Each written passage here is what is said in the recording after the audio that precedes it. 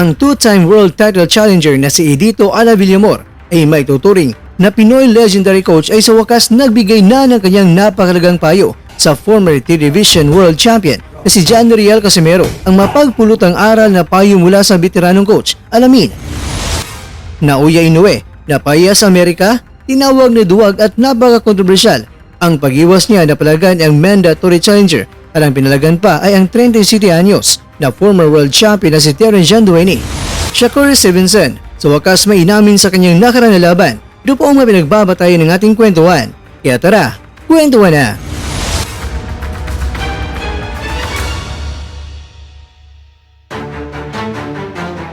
Siya si Edito Ala Villamor, ang former professional boxer na nagdala ng ating bandila sa mundo ng boxing sa taong 1989 hanggang 1996 at nabigyan siya ng pagkakataon na naging world title challenger ng 2 beses sa Mini Flyweight World Championship at yan ay ang International Boxing Federation title sa taong 1993 at World Boxing Council naman sa taong 1996. Nagretiro siya sa boxing na nag-iwan ng kartadang nakakabilib dahil may tuturing din siya na isa sa mga Pinoy knockout artist. Meron siyang 29 wins, 2 losses, 26 knockouts at may 1 draw. Kaya masasabi din natin talaga, hindi biro ang kanyang kartada. Sa kasalukuyan mga kwento, siya ay may boxing gym sa Cebu at siyang nagsilbing coach sa mga pausbong at kilala ng mga Pinoy na mga boksingero. Kaya naman ang legendary coach ay hindi nakapagpigil pa at nagbigay ng kanyang payo sa angas ng Pinas. At itong si Casimero sa ngayon ay tuduhanda na sa paparating na laban ngayong buwan ng Setyembre.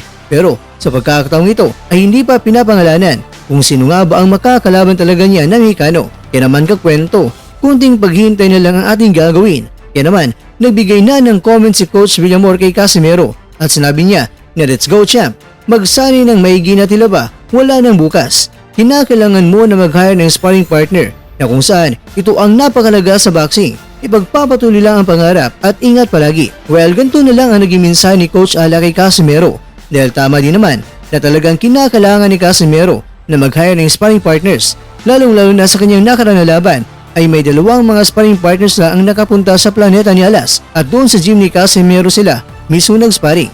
At ito rin ang inamin ng promoter ni Casimero na si Mr. Masayuki Ito na sa nakarang laban ni Casimero ay kulang talaga siya ng mga rounds ng sparring. Kaya sa susunod na laban ni Casimero ay magbibigay siya ng mga hindi rin basta-basta ng mga sparring partners para makarami si Casimero ng mga rounds sa sparring. Samantala, ito ang headline na isa sa mga legit ng mga tagapagbahagi ng balitang boxing sa bansang Amerika, ang Boxing 24/7. Tinawag nila na controversial na title defense ni Naoya Inoue yung buwan ng Setyembre sa bansang Japan kontra yan kay TJ Dueñas. Ibinunyag nila na sa social media ay talagang hindi nasiyahan ang mga boxing fans sa buong mundo dahil sa ginawa yan na desisyon ng Japanese Monster.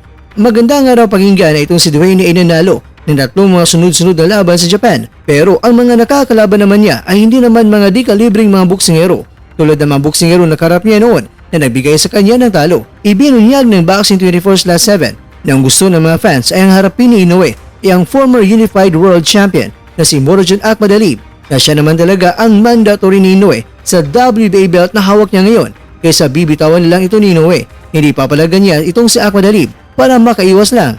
Kaya para sa kanila ay napakadali lang kung ating iisipin kung bakit mas pinili ni Inoue na palagan itong si Dueñas dahil isang easy fight lang kasi kay Akhmadalib na isang delikadong laban ito para kay Inoue. Kung sasabihin ng iba na walang magagawa si Inoue dahil ang nagdesisyon nito ay itong si Babarong, pero sa ating mga nakaranang mga videos mga kakwento ay naibahagi natin itong si Inoue din talaga ang mismo na umamin na ayaw niya palagan si Akhmadalib at gusto niya ng laban ay sa Japan pa rin gaganapin. At yan po ang mismo na binyag ni Babarong at yan din talaga ang inamin mismo ni Inoue. Tinawag din si Inoue na baka naduduwag din ito sa pag-akyat sa featherweight division. Ayun yan sa mga fans sa Amerika na alam nila na ang mga mandirigmang kampiyon sa featherweight division ay maaring magbigay ng unang tihaya o gapang na hindi na makakatayo pa at unang makakapalasap kay Inoue ng talo. Ikaw kwento, ano naman ang reaksyon mo sa pinagsasabi nila patungkol kay Inoue? Nagbahagi lamang po ako ng balita at wala po akong opinion na ibinigay dito kaya pasensya na po talaga sa mga Inoue fans. Ito rin kasi ang ibinalita kaya ibinahagi ko na lang.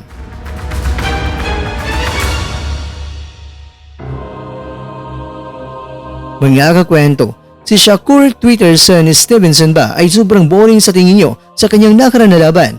Pwes ito ang dapat ninyong malaman na dahilan kung bakit gano'n na lang ang nangyari sa laban. Delikado ito, ayon sa kanya, nagka-injury kasi ang mga kamay niya. Hindi lang talaga isa, nako, dalawa pa. Kaya naman, Peterson, magpagaling ka at sa susunod na laban, ang sleeping pills ay sana iwan mo na yan.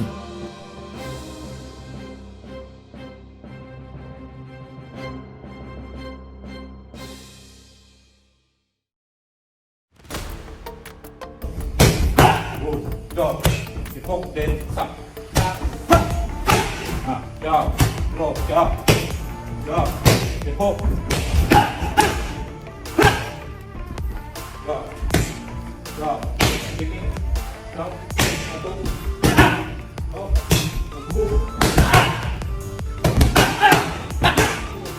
dog, head, dog, dog, pantabog.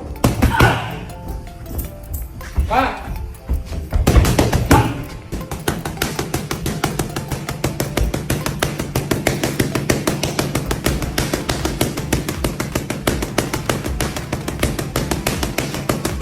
Go.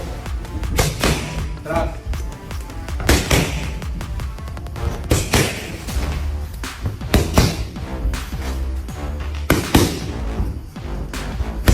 Kapir.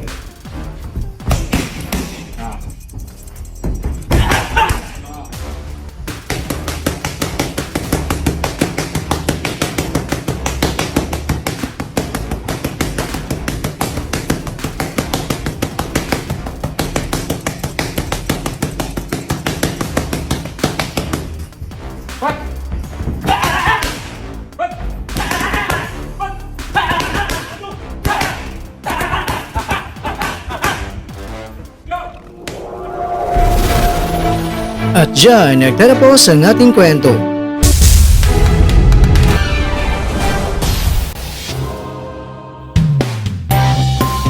Maraming salamat mga kakwento sa inyong panunood. Pero baka naman mga kakwento ay nagustuhan niyo po ang kwento natin ngayon. Baka pwede niyo po akong mabigyan dyan ng like, subscribe at pa-click na rin sa bell button.